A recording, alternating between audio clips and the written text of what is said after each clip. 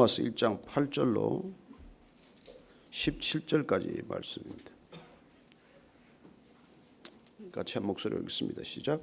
먼저 내가 예수 그리스도로 말미암아 너희 모든 사람에 관하여 내 하나님께 감사함은 너희 믿음이 온 세상에 전파됨이로다.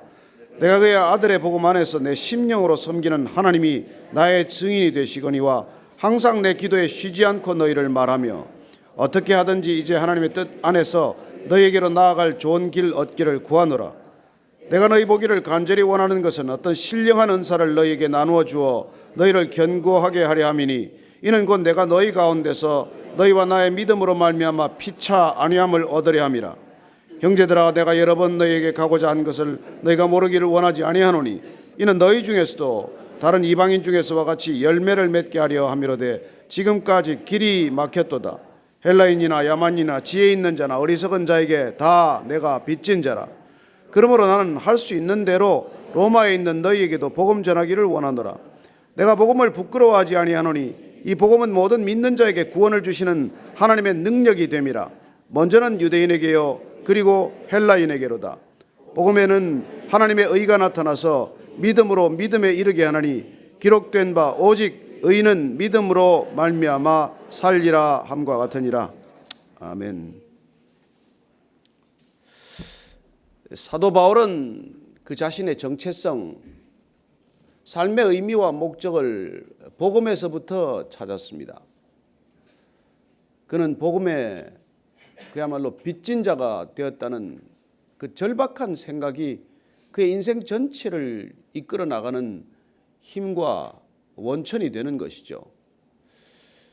우리는 살아가는 힘을 어디서 얻고 있습니까? 저와 여러분들은 날마다 살아가고자 하는 그 힘을 어디서 얻고 있는 것입니까? 세상 것들로부터 얻는다면 우리는 세상 사람들과 다르지 않습니다. 우리가 세상을 살아나가야 할 힘과 이유와 목적을 세상에서부터 찾는다면 우리는 세상 사람들과 다를 바가 없을 뿐만 아니라 세상에 영향을 끼칠 수도 없을 뿐만 아니라 세상을 바꿀 수도 없는 것이죠. 그러나 우리가 살아가야 할 의미와 목적을 세상 것들로부터서가 아니라 하나님으로부터, 하나님의 구원으로부터 시작이 된다면 우리는 이 세상을 능히 바꿀 수 있는 사람들이 될 것입니다. 왜냐하면 세상의 것들로는 세상을 바꾸지 못하기 때문입니다. 우리가 무슨 세상 사람들이 하는 일을 가지고 그 세상 사람들에게 큰 영향을 줄 수 있다는 것은 착각입니다. 왜 교회는 교육기관이 아닙니까? 교육은 사람에게 선한 영향력을 줄 수 있어요. 그러나 복음이 전해지지 않는다면 교육은 사람을 근본적으로 바꾸는 것이 아닙니다. 교회는 구제할 수 있지만 구제기관이 아니에요. 구제는 사람을 이렇게 세울 수도 있고 힘을 줄 수도 있지만 그러나 근본적인 변화를 가져오는 것은 아닙니다. 우리는 사람들의 아픔을 들어줄 수도 있고 위로해 줄 수도 있지만 교회는 상담기관이 아니에요. 잠시 위로를 받을 수 있겠지만 위로받고 또 세상으로 달려간다면, 위로받고 또 죄로 돌아간다면 그게 무슨 소용이 있습니까? 우리는 구원이라고 하는 본질적인 삶의 변혁을 경험해야 그 힘과 능력을 얻어야, 그리고 그 힘과 능력을 세상에 전파할 수 있는 성령으로 충만해야 그때 우리는 비로소 세상 가운데서 세상 사람들과 다른 삶을 살기 시작하는 것이죠. 사도 바울이 그토록 복음의 빚진 자가 된 까닭은 이 복음이야말로 근본적으로 우리 인생을 바꿀 뿐만 아니라 근본적으로 세상을 바꾸는 두나미스, 능력, 권세, 다이너마이트와 같은 것이라는 것을 그가 깨달았기 때문이죠. 어떻게 보면 하나님의 권능은 세상을 그야말로 폭파시키는 거예요. 그런 힘과 능력을 가지고 있다는 것을 그 자신이 체험했기 때문에 그는 로마를 사모하기 시작을 했어요. 어쨌든 로마는 지금으로 치면 뭐 미국의 워싱턴 같기도 하고 북경 중국의 베이징과도 같은 곳이죠. 전 세계 수도와도 같은 곳인 그 로마의 교회 소식을 그가 듣게 된 것입니다. 그곳에도 크리스찬들이 있다. 그곳에도 교회가 생겼다. 그 믿음의 소식을 듣고 그가 흥분하기 시작하는 것이죠. 이왕 교회가 되려면 제대로 돼야 될 텐데, 이왕 믿으려면 제대로 믿어야 될 텐데, 그는 로마에 있는 크리스찬들의 소식을 듣고 그 크리스찬들에게 정말 복음의 능력을 전해주고 싶었던 것입니다. 어쩌면 복음을 아는 사람들한테 복음은 더 전해져야 되고 믿음의 사람들한테 복음은 더 강력히 전달되어야 하기 때문입니다. 우리는 믿는다고 하지만 그러나 여전히 믿지 않는 사람들과 구분되지 않은 삶을 살고 있기 때문에 이 시대도 바울이 온다면 여전히 그는 내가 그 교회에 가야 될 텐데, 내가 그 교회에 가서 복음을 제대로 전해야 할 텐데, 그 교회에 가서 내가 성령의 능력을 나눠야 할 텐데, 그런 생각을 여전히 하지 않겠습니까? 세상과 다를 바가 없는 교회, 오히려 세상의 조롱을 받는 교회, 세상 사람들이 볼 때 한심하게 보이는 교회, 그런 교회를 사도 바울이 본다면 여전히 그런 마음 가운데 불타는 복음에 대한 열정을 전해야겠다는 생각이 들지 않겠습니까? 그는 비록 로마에 있는 교회 소식을 들었지만 그 교회가 진정한 복음의 능력 위에 서기를 갈망했기 때문에 그는 자신이 세우지도 않았던 교회고 가보지도 않았던 로마고 만나본 적도 없는 사람들이지만 그 사람들을 위해서 기도하기 시작한 거예요. 내가 거기 가서 복음을 다시 전해야 할 텐데. 여러분, 이미 믿는 사람들을 향한 얘기예요. 믿음의 기초가 지금 세워져 있는 사람들한테 어떻게 하면 제대로 된 복음의 능력을 경험하게 할 것인가, 그런 간절함이 오늘 배어나는 말씀입니다. 그래서 오늘 보면 먼저 내가 예수 그리스도로 말미암아 너희 모든 사람에 관하여 내 하나님께 감사함은 너희 믿음이 온 세상에 전파됨이로다. 약간 좀 과장된 표현이에요. 뭐 온 세상에 전해졌겠습니까? 로마의 교회 불과 가정교회인데 서너 개가 세워진 게 뭐 온 세상을 떠들썩하게 할 만한 소식이겠습니까? 그러나 그는 어쨌건 이 로마라고 하는 곳에, 로마 제국의 심장부에 이 교회가 세워졌다는 것, 믿음의 소식이 들린다는 것, 여기에 흥분한 거예요. 안디옥에 있는 교회, 뭐 이런 소아시아에 있는 교회, 이런 교회들과는 또 다른 그가 어떤 의미 부여를 하고 있다는 것을 우리가 보게 됩니다. 그래서 그는 그의 아들의 복음 안에서 내 심령으로 섬기는 하나님이 나의 증인이 되시거니와 내가 하나님 앞에서 정말 부끄러움 없이 거짓 없이 증언한다면 항상 내 기도에 쉬지 않고 너희를 말한다. 여러분, 본 사람들입니까? 만나본 사람들입니까? 이 사람들이 먼저 연락했습니까? 아니에요. 그는 로마에 있는 교회를 위해서 기도하기 시작을 한 것입니다. 여러분은 어떤 교회를 놓고 기도하십니까? 어떤 크리스찬들을 놓고 기도하십니까? 예전에 그 어떤 목사님이 해외 나가서 그 교회에서 예배를 드리고 나가는데 어떤 분이 그냥 간절히 한국에서 왔다는 얘기를 듣고 손을 잡고 그렇게 반갑게 인사를 하더래요. 그래서 한국을 와본 줄 알았다고 그래요. 그 할머니가 뭐 나이가 엄청 늙은 할머니인데, 그래서 어떻게 이렇게 한국을 아시냐고 그랬더니 6.25 전쟁 난 때부터 안다는 거예요. 그때부터 한국을 위해 기도했다는 거예요. 평생을 위해 제가 한국을 위해 기도했습니다. 여러분, 그런 사람들의 기도가 있기 때문에 이 땅에 그래도 여기까지 온 줄로 믿으시기 바랍니다. 우리는 그런 기도에 빚졌기 때문에 우리가 가본 적도 없고 또 갈 일도 없을지도 모르고 어쩌면 평생 얼굴도 볼 기회가 없을지 모르겠지만 그 땅을 위해서 기도하는 땅이 있어야 하고 그곳에 가 있는 선교사를 위해서 우리가 기도하는 까닭이고 그 땅의 민족들을 위해서 우리가 기도하는 것이죠. 저는 정말 이 한국이라는 나라가 하나님께서 마지막에 쓰기 위해서 정말 마지막 시대의 제사장 국가로 세우시기 위해서 열방의 수많은 사람들에게 기도시키고 있다고 믿습니다. 한국 땅이 통일이 되어야 할 이유, 한국 땅에 전쟁이 나지 말아야 할 이유, 그리고 이 백성들이 마지막 복음의 민족이 되어서 정말 마지막 시대에 제사장적인 소명을 감당해야 할 이유가 있다면 하나님께서 돌들로도 기도하게 하실 것입니다. 저와 여러분이 기도하지 않고 기도를 쉬는 일들을 한다면 하나님께서는 열방에 있는 사람들을 통해서도 한국을 위해서 기도하게 하실 것입니다. 그렇게 곳곳이 기도하는 사람 중에 하나가 사도 바울이었습니다. 로마 교회를 위해서 기도하고 있었다는 거예요. 밤낮 없이 기도했다고 말하고 있습니다. 그리고 그는 어떻게 하든지 이제 하나님의 뜻 안에서 너희에게로 나아갈 좋은 길 얻기를 구하노라. 그리고 하나님께 그 로마 교회를 위해서 기도하는 가운데 그는 하나님께 그 기도에 합당한 기도의 제목을 가지고 있습니다. 그래서 거기에 가고 싶다는 거예요. 거기에 있는 로마 교회를 든든히 섬기기 위해서, 거기에 신령한 은사를 나눠주기 위해서 그곳에 가기를 갈망하는 기도를 올려드리는 것입니다. 왜 그곳에 가야 합니까? 여러분, 왜 그 직장에 가야 합니까? 왜 그 집안에 결혼하려고 합니까? 무엇 때문에 그 일터를 마음에 품고 있습니까? 거기 있는 사람들을 세우기 위해서, 거기 있는 사람들에게 복음을 전하기 위해서, 거기 있는 사람들에게 복음의 능력을 나누기 위해서, 그래서 기도를 하는 것이죠. 저는 여러분들이 정말 사람들을 살리기 위해서 돈 버십시오. 그야말로 사람들을 학대하는 사람들 손에 수중에 돈이 들어가는 것보다 여러분 믿는 사람들 손에 수중에 돈이 들어가야 되지 않겠습니까? 왜 가나안 땅을 빼앗으라고 합니까? 쟁취하라고 합니까? 저는 여러분들이 하나님을 위해서 쟁취할 수 있는 믿음을 갖게 되기를 바랍니다. 돈도 뺏어 오십시오. 권력도 뺏어 오십시오.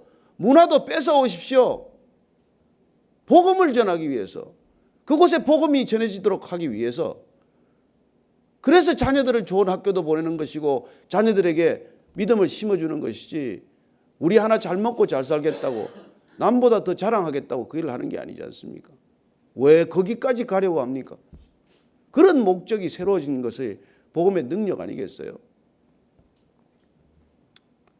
그래서 그는 11절 가고자 하는 이유를 이렇게 말합니다. 11절 12절 읽습니다. 시작. 내가 너희 보기를 간절히 원하는 것은 어떤 신령한 은사를 너희에게 나누어 주어 너희를 견고하게 하려 함이니 이는 곧 내가 너희 가운데서 너희와 나의 믿음으로 말미암아 피차 안위함을 얻으려 함이라. 그는 그 로마 교회에 간절히 가서 로마의 교회 성도들을 만나고자 하는 이유가 신령한 은사를 나누어 주고자 한다는 거예요. 그는 다메섹 도상에서 예수님을 만나기 전에도 성경에는 통달한 사람이에요. 그러나 그가 주님을 만났기 때문에, 그가 성령 세례를 받았기 때문에 그는 완전히 다른 사람이 되었고, 그는 복음의 능력을 진실로 경험한 사람이 되었고, 그 신령한 은사로 나타났다는 것은 복음이 가져다 준 놀라운 능력을 어떻게든지 그 초대교회에서부터, 그 로마 교회에서부터 시작이 되어야 한다는 그런 절박한 생각을 갖기 시작한 것이죠. 내가 저 교회에 가서 저 성도들에게 이 신령한 은사를, 하나님의 선물, 복음의 이 은사를 나눠줘야 되겠다, 전해야 되겠다. 그리고 사실 사도 바울은 어디를 가나 유대인으로부터 전도를 시작했어요. 시나고그에 먼저 갔습니다. 회당에서 복음을 전하고자 했고, 그리고 쫓겨나면 사도행전에도 적어도 3번 이상 그런 기록이 나옵니다. 그리고 그런 이방인에게 다시 복음을 전하게 되는 것이죠. 그는 어떻게든지 하나님을 아는 사람들이 하나님을 바로 알도록 하는데도 열정을 게을리하지 않았습니다.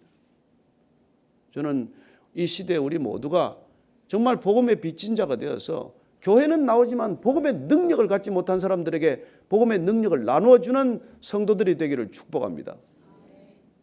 그래, 어떻게 보면 그리스도인이라고 스스로 믿고 있지만 그리스도와 상관없이 살아가는 사람들에게 진정한 그리스도인 되게 하는 것, 그게 저와 여러분들에게 주신 소명이라는 것이죠. 우리는 불신자들에게도 복음을 전해야 하지만 복음을 알지 못하는, 복음과는 상관없이 살아가는 무기력한 그리스도인들에게도 진정한 복음은 전해져야 한다는 것입니다.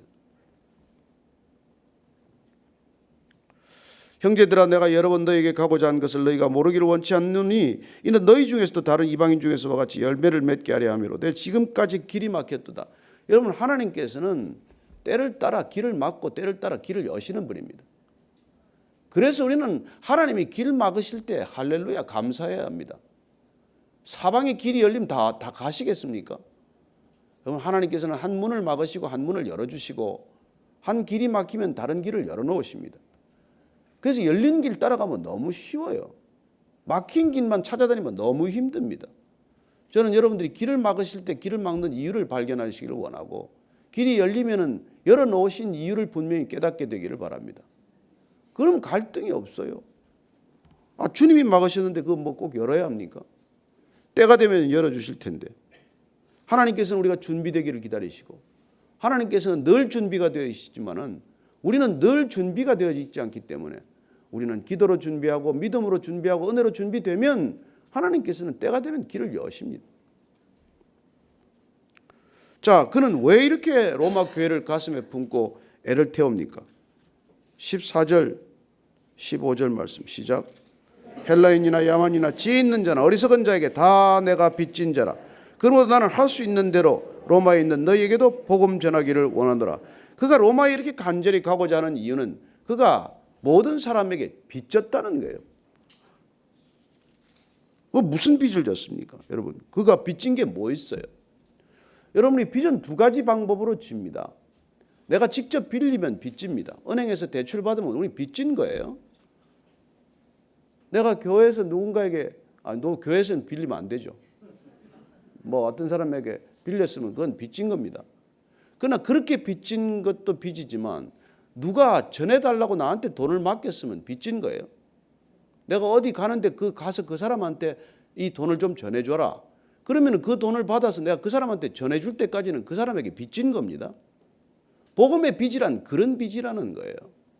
우리는 주님으로부터 받았어요. 구원 받았어요. 이걸 가지고 있으라고 한 게 아니에요. 이 구원을 다시 전하라고 주신 것입니다.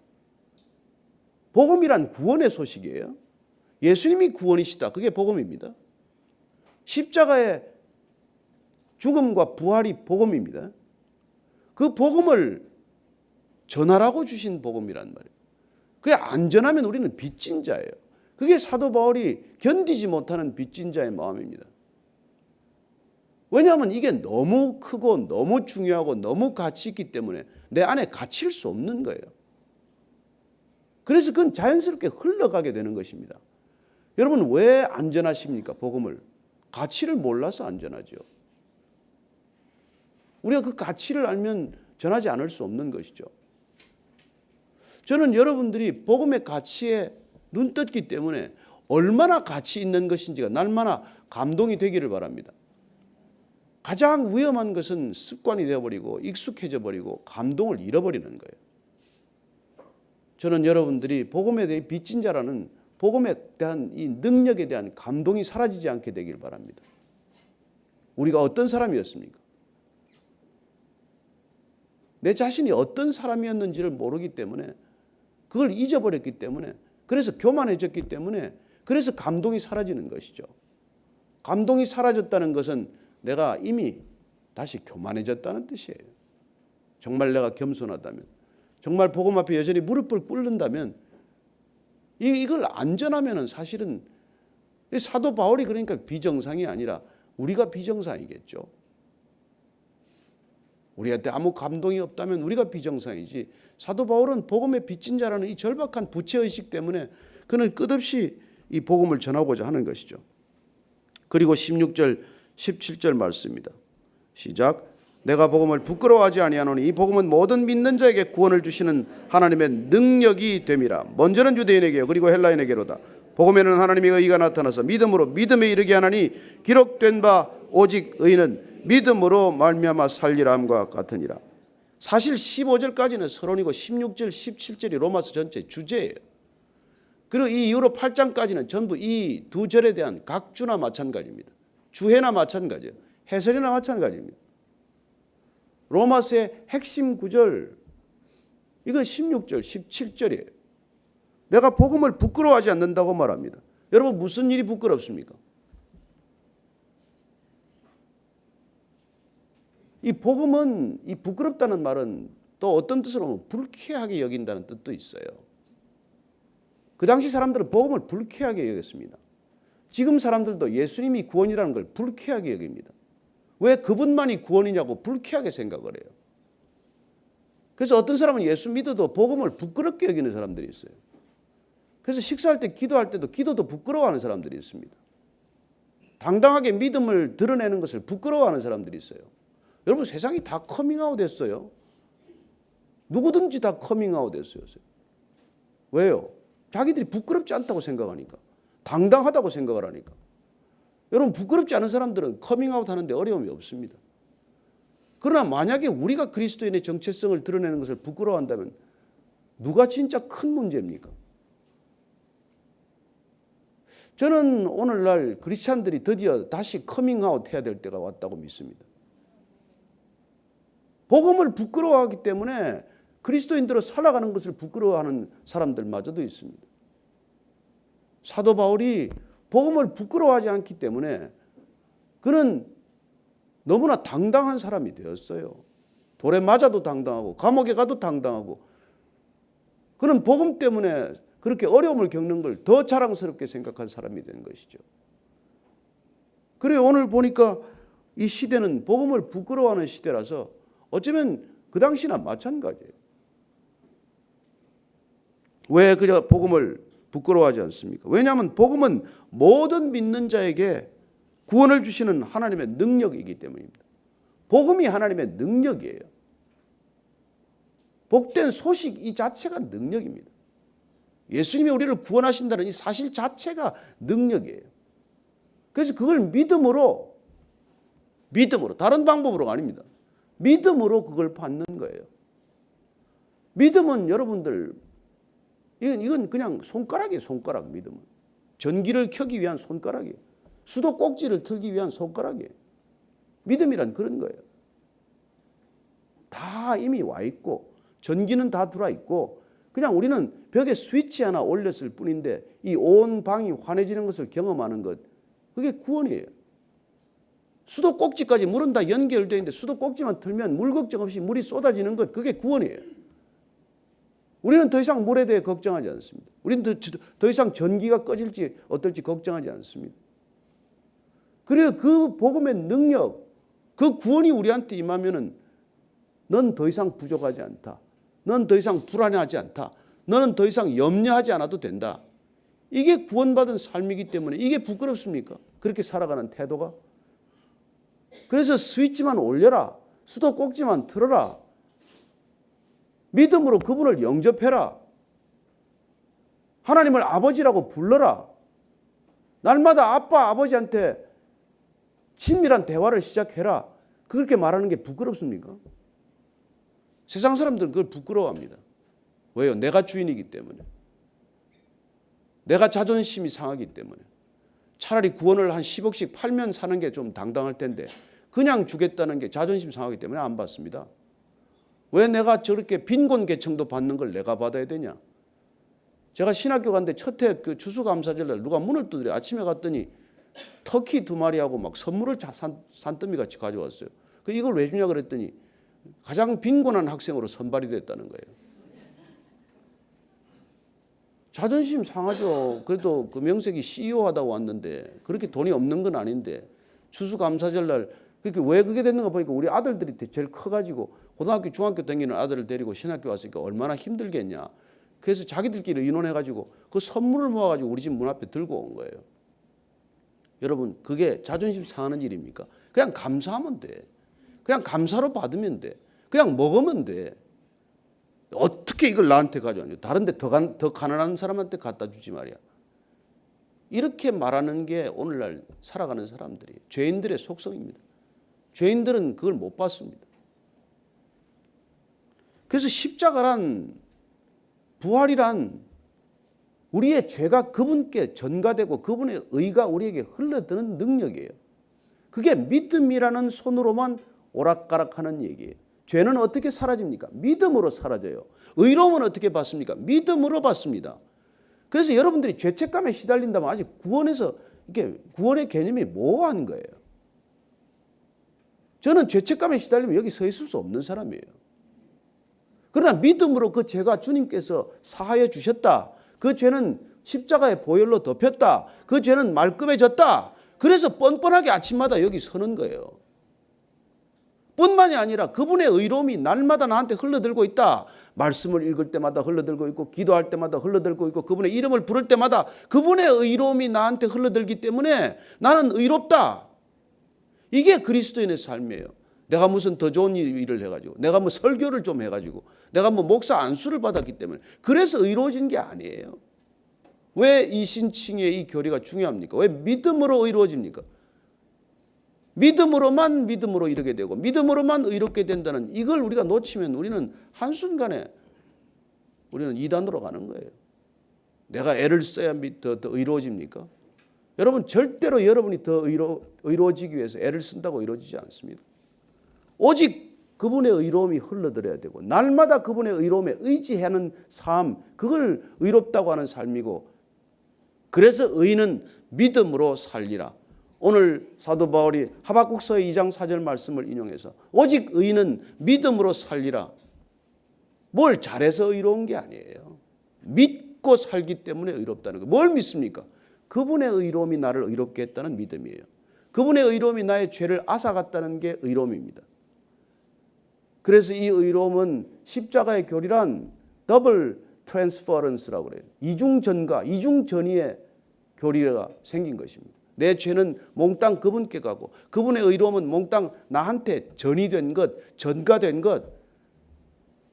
그래서 우리는 보혈의 옷을 입는다고 표현하고 그분의 능력으로 옷 입는다고 표현하는 것이죠. 저는 저와 여러분들 때문에 우리 안에 하나도 선한 게 없지만 그분이 우리에게 부어주시는 이 의로움 때문에 우리는 세상과 구별된 삶을 산다는 것을 기억하십시오.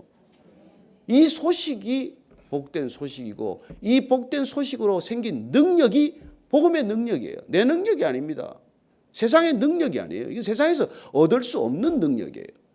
저는 이 능력으로 오늘도 여러분들이 담대히 세상 속에 걸어가게 되기를 축복합니다. 이게 여러분 믿음의 능력이에요. 믿음의 능력. 오직 복음에는 하나님의 의가 나타나서 믿음으로 믿음에 이르게 하느니 기록된 바 오직 의는 믿음으로 말미암아 살리라. 여러분, 이 믿음, 이 진정한 믿음, 이 믿음이 저와 여러분들을 영혼에서 영혼까지 인도하는 영생 그 자체입니다. 이 알미 곧 영생입니다. 이 알미 곧 의로움입니다. 이 믿음이 곧 저와 여러분들을 영혼까지 이끌어가는 아버지의 능력입니다. 오늘 우리가 이 믿음을 다시 한번 확인하고 그리고 이 믿음의 자리에서 오늘 하루 출발하게 되기를 축복합니다. 오늘 기도할 때는 하나님께 다시 한번 이 복음의 빚진 자를 깨닫게 해주셔서 감사합니다. 이 평생 빚진 자의 마음을 갖고 살게 하여 주옵소서.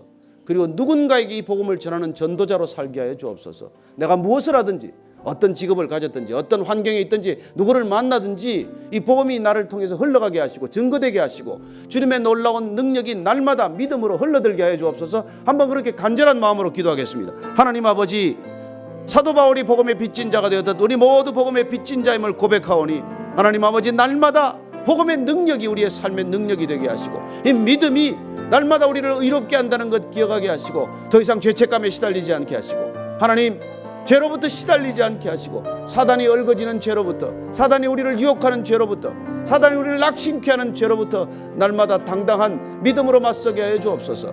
하나님 아버지, 감사합니다. 복음의 빚진 자가 되었사오니 이 복음 어딘가로 전하는 전도자로 살게 하여 주옵소서. 어디를 가나 복음을 전하는 전도자가 되게 하시고 무엇을 하든지 전도자로 살게 하시고 어떤 사람을 만나든지 전도자의 삶을 살게 하여 주옵소서.